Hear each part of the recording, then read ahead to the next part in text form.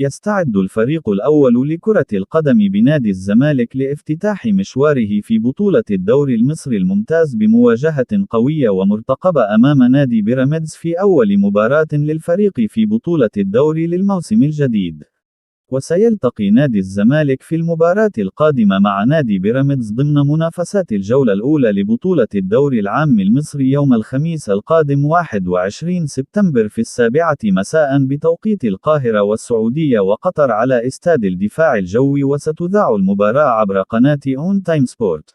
وانتهت آخر مباراة جمعت بين نادي الزمالك وبيراميدز بالتعادل السلبي في مباراة الدور الثاني لبطولة الدوري المصري الموسم الماضي.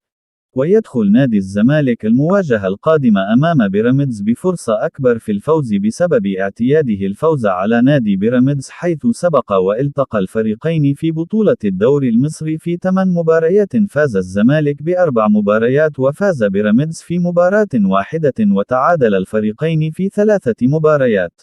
ويسعى نادي الزمالك بقيادة مدربه أسوريو للفوز في المباراة القادمة لتصحيح مسار الفريق عقب الخسارة من فريق أرتا سولار الجيبوتي في ذهاب دور ال32 لبطولة الكونفدرالية، إلى جانب تقديم بداية قوية في بطولة الدوري المصري وعدم نزيف أي نقاط من بداية الموسم.